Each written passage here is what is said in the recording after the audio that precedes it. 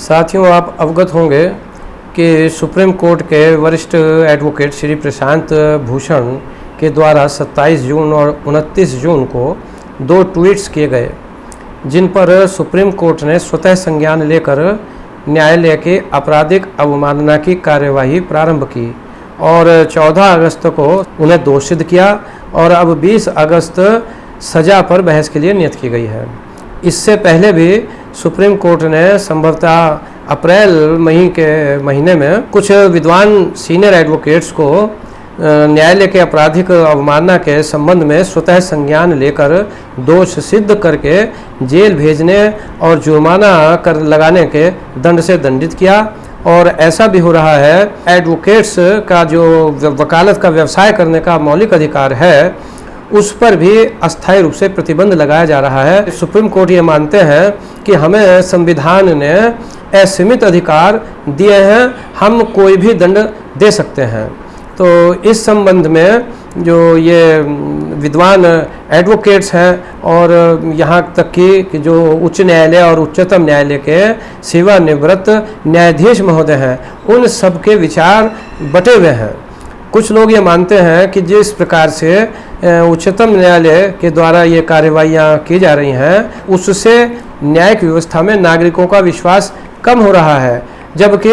Supreme court यह मानते हुए कार्रवाई कर रहे हैं कि जजों के संबंध में अभिव्यक्ति के मौलिक अधिकारों के अंतर्गत आरोप लगाए जा रहे हैं, उनसे न्यायालय की गरिमा गिर रही है और देश के नागरिकों का न्यायिक व्यवस्था में विश्वास बनाए रखने के लिए आवश्यक है कि ऐसे व्यक्तियों के विरुद्ध अवमानना की कार्रवाई की जाए। इस संबंध में मैं कुछ भी कहने से पहले ध्यान आकर्षित करना चाहूँगा कि हम भारत के लोगों ने आज़ादी के बाद भारत देश को एक लोकतांत्रिक गणराज्य बनाने का संकल्प लिया और उसी के अनुरूप संविधान निर्माताओं ने संविधान का निर्माण किया।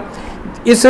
दृष्टि से देखने पर कोई भी संवैधानिक संस्था नहीं कह सकते कि हम सर्वोपरि हैं, सर्वशक्तिमान हैं। ये तो जब की बात थी जब राजा शहंशाहों का ज़माना हुआ करता था और वो अपने को ईश्वर अल्लाह की परछाई मानते थे और वो जो कह दिया वही कानून हो गया। तो वो स्थिति अब नहीं है। तो ये बड़ा एक गंभीर मामला बन गया है और चूंकि मेरे जैसे व्यक्तियों को माननीय उच्चतम न्यायालय में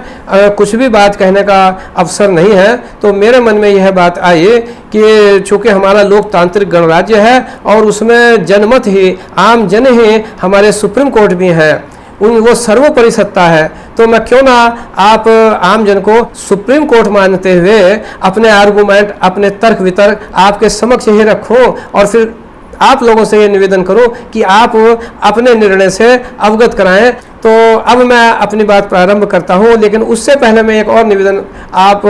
माननीय न्यायालय से, चूंकि मैं अब आम जन को आपको माननीय न्यायालय ही कह के संबोधित करूंगा, यह मैं निवेदन करना चाहता हूं कि मैं राष्ट्रीय हिंदी भाषा में अपने आर्गूमेंट रखूंगा और जो भी संबोधन करूंगा वो सम्मानजनक होगा, लेकिन माय लॉर्ड या लॉर्डशिप का संबोधन नहीं मैं करूंगा, क्योंकि मेरी दृष्टि में ये लॉर्ड का संबोधन हम अपने ईश्वर को देते हैं और ये अंग्रेजों की देन है जो इस देश का भगवान अपने को स्वयं को समझते थे।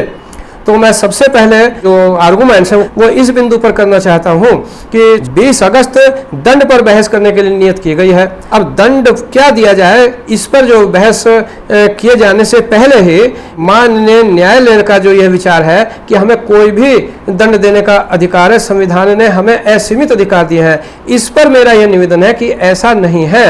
संविधान के अनुच्छेद 129 के अंतर्गत माननीय उच्चतम न्यायालय को केवल न्यायालय की अवमानना के संबंध में कार्यवाही करने का अधिकार दिया गया है। उसमें ना तो अवमानना की क्या परिभाषा होगी, क्या कार्यवाही की प्रक्रिया होगी, क्या दंड दिया जाएगा, इसका कोई खुलासा इस प्राविधान में नहीं है। तो इसके लिए संसद सक्षम है। अब दूसरी बात जो माननीय न्यायालय जो इस संबंध में कहते हैं कि हमको असीमित अधिकार है, वो संविधान के अनुच्छेद 142 के अंतर्गत ये बात कही जाती है। जबकि यदि आप देखें ये अवमानना के संबंध में क्या दंड दिया जाएगा, इसका जो उपबंध है वो अनुच्छेद 142 के सब क्लास 2 में किया गया है। संविधान के अनुच्छेद 142 के क्लास 2 की जो ओपनिंग लैंग्वेज है वही यह कहती है, अवमानना के संबंध में दंड देने की जो शक्ति है वह subject to the provisions of any law made in this behalf by parliament, संसद के द्वारा बनाए गए कानून के अधीन ही है। ये स्पष्ट है। तो असीमित शक्ति तो है नहीं। इसकी व्याख्या यदि इस प्रकार से की जाए कि हमें असीमित शक्ति है, तो मेरा सम्मान सहित निवेदन है कि यह संविधान की गलत व्याख्या है और ये जो इस प्रकार से जो शक्ति ग्रहण करने की जो बात की जा रही है असंवैधानिक है। और वैसे भी अगर देखा जाए किसी उदाहरण के स्वरूप में, क्या उच्चतम न्यायालय कह सकते हैं कि कोई आपराधिक मामला है भारतीय दंड संहिता के अंतर्गत दंडित किया जाने वाला और उसमें 2 साल की या 3 साल की सजा का प्राविधान है, लेकिन हम 3 साल की सजा नहीं, 2 साल की सजा नहीं, हम तो जो है 10 साल की सजा देंगे? तो क्या ऐसा कह सकते हैं? ये तो फिर वही बात आ गई राजा रजवाड़ों और शहंशाह वाली बात। तो ये नहीं है। चाहे सुप्रीम कोर्ट है, चाहे पार्लियामेंट है, या कार्यपालिका का भी कोई कितना ही बड़ा अधिकारी, यहाँ तक कि हमारे महामहिम राष्ट्रपति महोदय भी हैं, वो संविधान से, कानून से बंधे हुए हैं। तो ये तो स्पष्ट है। हमारे जो विद्वान एडवोकेट्स हैं उनका जो मौलिक अधिकार वकालत करने का है, उस पर भी जो अस्थायी रूप से प्रतिबंध लगाने का दंड दिया जा रहा है, ये दंड असंवैधानिक है। हमारा जो देश का संविधान है वो इस प्रकार की असीमित शक्ति माननीय उच्चतम न्यायालय को नहीं देता। अब इसमें देखना है कि दंड क्या दिया जा सकता है और हमारी संसद ने क्या कानून बनाया है। तो इसके लिए संसद ने न्यायालय अवमानना अधिनियम 1971 पारित किया है और इस संबंध में धारा 12 और 13 के प्राविधान सुसंगत है। अवमानना अधिनियम 1971 की धारा 12 के सब क्लास 1 में केवल 6 माह का साधारण कारावास या 2000 रुपये का जुर्माना या दोनों, इसके दंड का प्रावधान किया गया है। इससे अधिक दंड सम्मान सहित निवेदन करना चाहूँगा कि मान्य न्यायालय को देने की शक्ति नहीं है। इसमें एक बात और बहुत स्पष्ट रूप से लिखी गई है कि provided that the accused may be discharged और the punishment awarded may be remitted on apology being made to the satisfaction of the court. तो यहाँ मैं ये बात सम्मान सहित निवेदन करना चाहता हूं कि जब न्यायालय की आपराधिक अवमानना की कार्यवाही प्रारंभ की जाती है तो माननीय न्यायालय ये मान लेते हैं कि संबंधित व्यक्ति के द्वारा जिसको नोटिस दिया गया है अवमानना की गई है, और इसीलिए ये मानते हुए कहा जाता है कि आप बिना शर्त माफी मांगे अन्यथा आपके विरुद्ध कार्रवाई की जाएगी। तब वह व्यक्ति डर के मारे कुछ अपनी बात नहीं कह पाता, जैसा कि इन मामले में हुआ है। इन्होंने ये ट्विटर चला रहे थे, उनको भी न्यायालय ने तलब किया और यही बात कही, तो उन्होंने जो है वो माफ़ी मांग ली, उन्हें डिस्चार्ज कर दिया। जबकि सबसे पहले जब नोटिस दिया जाए अवमानना का और वो व्यक्ति न्यायालय में आए तो वो उस नोटिस का जवाब देगा, उस नोटिस के जवाब देने के लिए वो स्वतंत्र है। उसके बाद जब दोषसिद्ध यदि हो जाए तब उसको ये एक अवसर है कि वो दंड न दिया जाए, मुझे माफ़ कर दिया जाए, तब ये माफ़ी की बात आती है। अब दूसरी बात कि ये स्पष्ट है कि जो माफ़ी जो है उसमें भी बिना शर्त माफ़ी मांग लीजिए, ये जो बात कही जाती है ये बात भी विधि सम्मत नहीं है, क्योंकि एक्सप्लेनेशन इसमें दिया हुआ है कि an apology shall not be rejected merely on the ground that it is qualified और conditional if the accused makes it bona fide.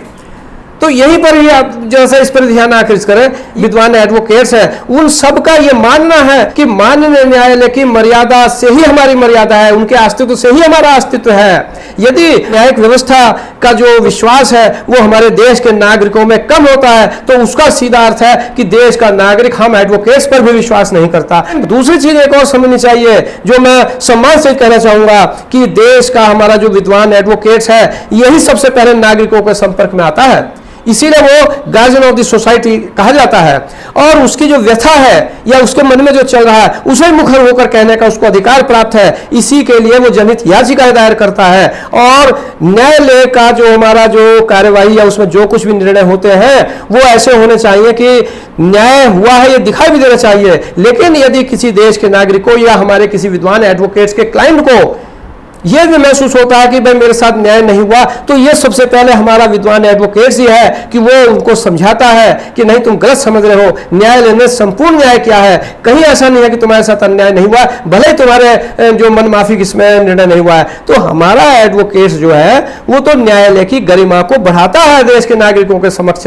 तो ये मैं समझ रहा हूं कि कहीं ना कहीं कोई त्रुटि हो रही है कि जिससे ये सब हो रहा है, वरना ये सब नहीं होता। और तीसरी बात, अब मैं इस संबंध में एक और निवेदन करना चाहूंगा। न्यायालय अवमानना अधिनियम 1971 इसकी धारा 13 क्या कहती है? इसकी धारा ये कहती है कि contempt not punishable in certain cases, भले ही दोष सिद्ध कर दिया गया हो तब भी बहुत से मामले हैं कि उनमें दंड नहीं दिया जाना चाहिए। इसका अर्थ ये स्पष्ट है कि न्यायिक कार्यवाही के करने के लिए न्यायालय कक्ष में जब सम्मानित जज साहब बैठे हों और न्याय का जो कार्यवाही है उसमें कोई बाधा उत्पन्न करे, तब फिर वो माना जाता है कि आपने न्यायालय की कार्यवाही को अवरुद्ध किया, उसमें बाधा पहुंचाई। तो जब तक ऐसा ना प्रतीत हो जब तक दंड नहीं देना चाहिए। और एक बात यहां और पहले मैं स्पष्ट करूंगा, जज साहब और न्यायालय दोनों का अस्तित्व भिन्न भिन्न है। जज साहब जो है वो न्यायालय के अंग हैं। जब न्यायालय कक्ष में न्यायिक कार्यवाही करने के लिए वो बैठते हैं तब वो न्यायालय के एक अंग है,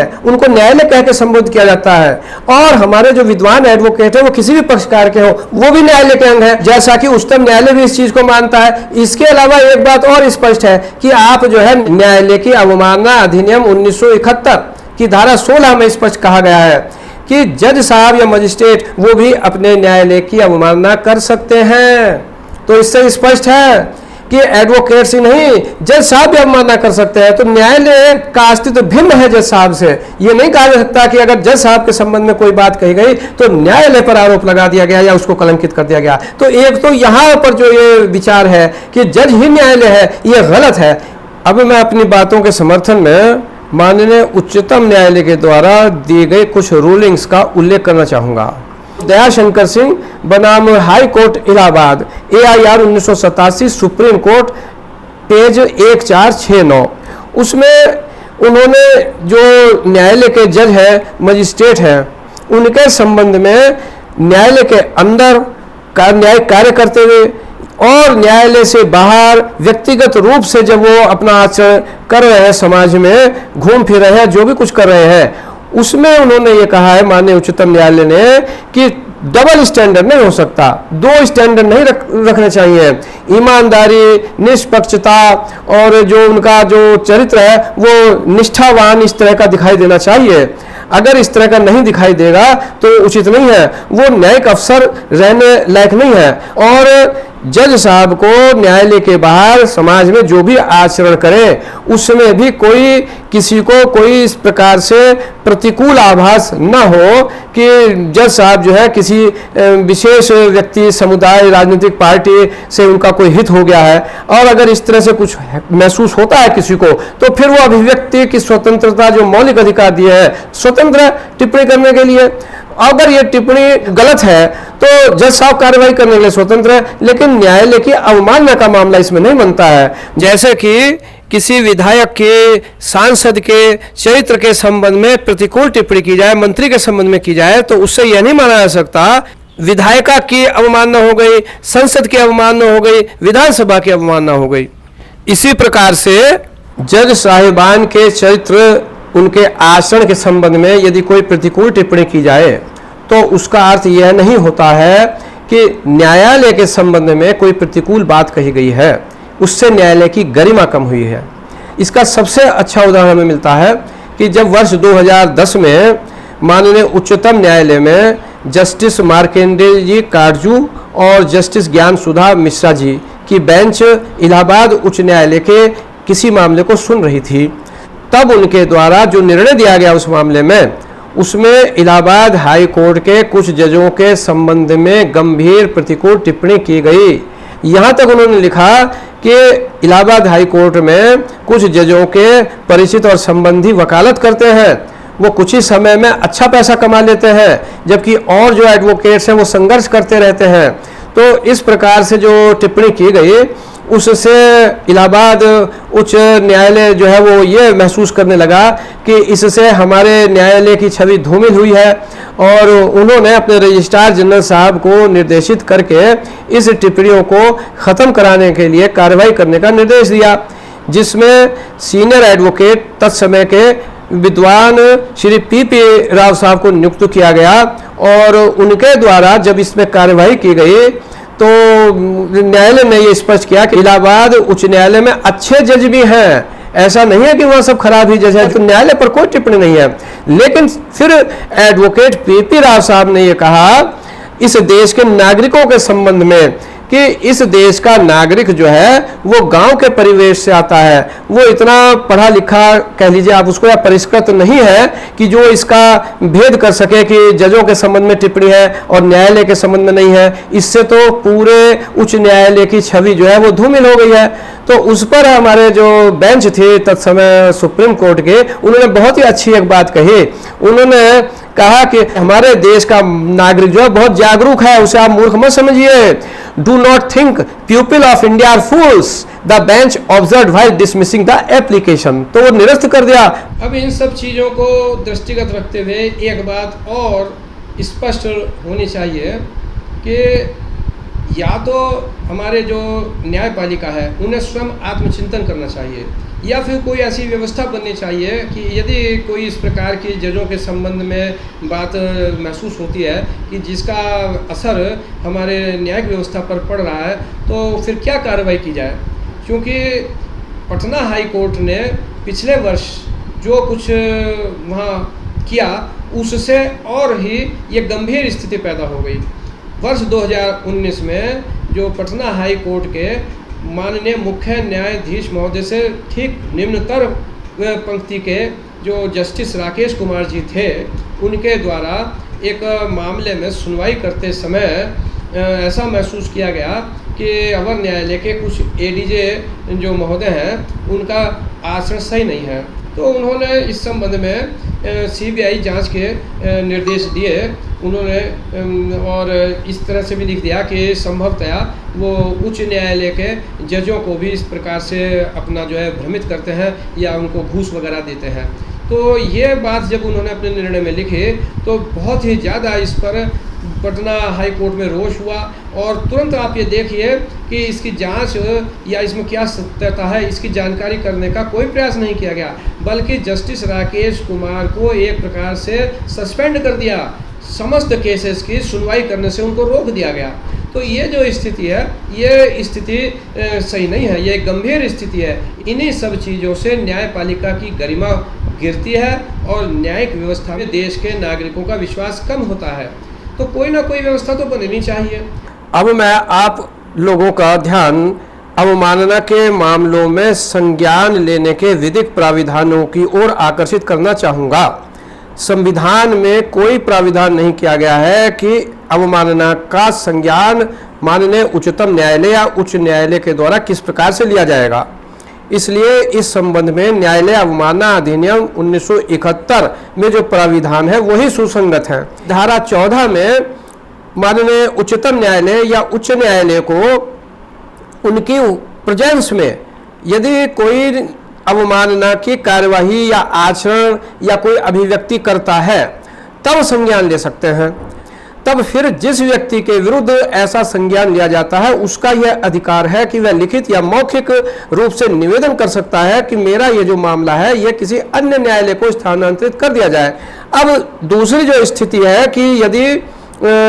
किसी व्यक्ति को न्यायालय की अवमानना के संबंध में कार्यवाही करानी है तो वह धारा 15 न्यायालय अवमानना अधिनियम 1971 के प्राविधानों के अंतर्गत ही करा सकता है, जिसमें केंद्र सरकार के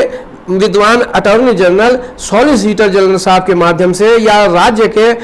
विद्वान एडवोकेट जनरल साहब के माध्यम से ऐसी कार्यवाही संचालित होती है, वहां से उनका प्रस्ताव होता है, तभी संज्ञान लिया जा सकता है।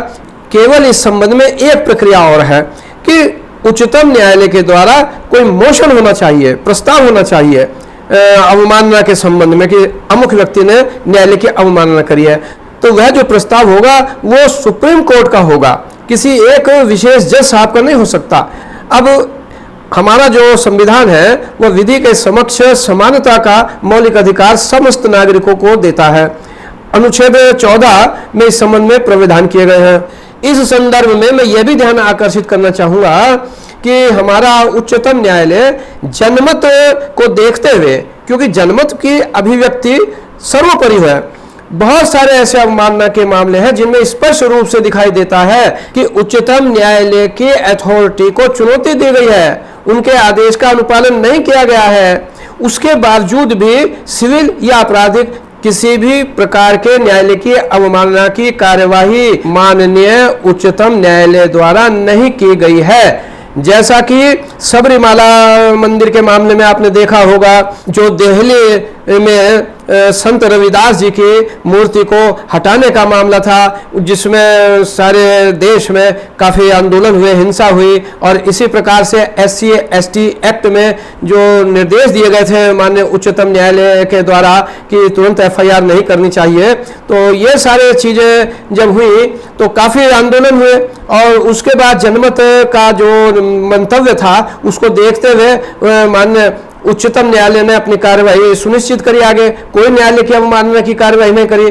और ये भी आपने देखा होगा कि जब राम मंदिर का मामला माने उच्चतम न्यायालय में था तो कुछ हमारे जो नेता थे उन्होंने ये भी कहा कि अगर न्यायालय का निर्णय नहीं आएगा हमारे पक्ष में तो आप लोग तैयार हो जाइए और बलिदान देना पड़ेगा। तो माननीय प्रिय प्रधानमंत्री जी को इसमें हस्तक्षेप करके ये कहना पड़ा था कि नहीं, न्यायालय के ऊपर विश्वास कीजिए और ऐसे बयान मत दीजिए। और अभी आपने ये देखा कि जैसे ही 14 अगस्त को एडवोकेट प्रशांत भूषण जी को दोष सिद्ध किया गया न्यायालय की अवमानना के संबंध में, तो राजनीतिक दल जो है उनके प्रवक्ता ये कहने लगे PIL के संबंध में कि पैसा इंटरेस्ट लिटिगेशन, इसका सीधा अर्थ यह है कि जो ये PIL हमारे बहुत ही श्रेष्ठ और योग्य और सम्मानित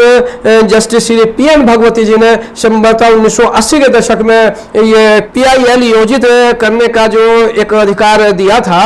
वो उस पर आक्षेप लगा दिया गया, और ये आक्षेप तो समस्त एडवोकेट और समस्त जजों पर लगाया जा रहा है। इसका मतलब और ये आप समझिए कि यही PIL है कि जिनसे 1980 के दशक में जब ये प्रारंभ की गई तो लगभग 40,000 जो अंडर ट्रायल्स है उनका नार के जीवन से उनको मुक्ति मिली। और ये PIL जो है वो इसलिए होती है कि जो हमारे ऐसे नागरिक हैं जो न्यायालयों में नहीं जा सकते अपनी व्यथा को कहने, इतने सामर्थ्यवान नहीं होते हैं, तो वो उन सब की तरफ से एक जो विद्वान एडवोकेट्स हैं या जागरूक नागरिक हैं वो जनहित याचिका PIL योजित करते हैं। तो इसको इस तरह से कहा जा रहा है। और यही PIL जब 2014 से पहले एडवोकेट प्रशांत भूषण ने माननीय उच्चतम न्यायालय में योजित की, और 2G स्पेक्ट्रम और कोयला घोटाला और CBI के डायरेक्टर के द्वारा जो भ्रष्ट आचरण किए गए इन सबको उजागर किया, तो उसका लाभ मिला जो आज की हमारी जो मौजूदा सरकार है। और अब जब लॉकडाउन के समय पर ये जो हमारे प्रवासी कामगार हैं इनके संबंध में जब PIL योजित की गई तो हमारे जो विद्वान सॉलिसिटर जनरल साहब है उन्होंने कहा कि ये एक फैशन बन गया है, ये समाप्त होनी चाहिए। यदि इस स्थिति का आकलन करके कार्रवाई नहीं की गई तो ये जो है आगे धीरे धीरे लोकतंत्र के लिए नुकसानदेह हो सकती है, हम नागरिकों के मौलिक अधिकारों का हनन कर सकती है। अंत में मैं आप लोगों का ध्यान सदियों से स्थापित न्यायिक व्यवस्था के इस सिद्धांत की ओर भी आकर्षित करना चाहूंगा कि कोई भी जज बिल्कुल निष्पक्ष भाव से, बिना किसी राग द्वेष से या किसी से हितबद्ध हुए या किसी से मनमुटाव हुए कार्य करे, और ऐसा दिखाई भी दे यदि कहीं पर भी कोई ऐसी शंका प्रतीत हो कि ये जो हमारे सम्मानित जज साहब हैं इनका किसी व्यक्ति से मनमुटाव है या किसी व्यक्ति से ये हितबद्ध है, तो उस व्यक्ति के मामले को उनको नहीं सुनना चाहिए, उसका निस्तारण नहीं करना चाहिए, क्योंकि न्याय किया गया ही काफ़ी नहीं है, न्याय दिखना भी चाहिए। इस संबंध में गोस्वामी तुलसीदास जी की मुझको एक बात याद आ रही है जो उन्होंने रामचरितमानस में कही है, समरथ को नहीं दोष गुसाई, रवि पावक सुर सरी की नाई। क्योंकि सत्य के साथ जो व्यक्ति होता है या जो संस्था होती है उसको संघर्ष करना पड़ता है, लेकिन अंत में सत्यमेव जयते यही होता है। जय हिंद, जय भारत।